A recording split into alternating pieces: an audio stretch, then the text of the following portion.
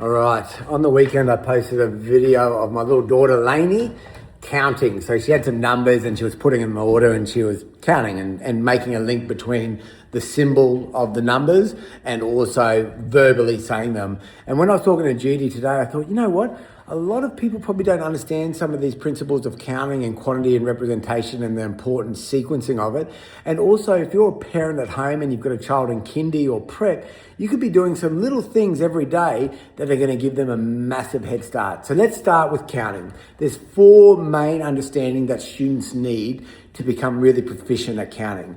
And the first one is rote counting. So that's just understanding the order of the numbers in the sequence that they're at. Then we build on that to point counting. So if I put 5 counters down, they can count 1, 2, 3, 4, 5. So they tag each item. So they're starting to build an understanding of the order of the numbers and how that represents the quantity that's there.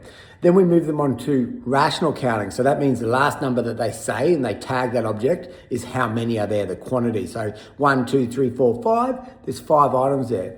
And then the fourth one understanding that students need to understand is that if I've counted 5, I can change the order of that and there's still 5. And there's a few different names for that.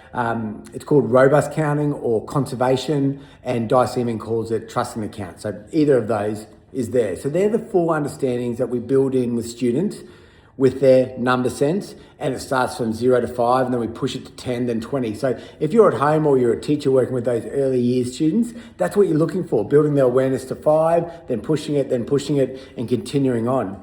Then the next thing I want you to consider is there's 3 modes to understanding, representing, and quantity. So tied into that counting, we have the concrete visual, so seeing 4 things or seeing 3 things and knowing that there's 3 or 4 there through the visual or the concrete item. And then we link that to the symbolic, so I'm able to say 4. If I see 4, that's 4. And you can see how that's tied into conservation of the number and so forth.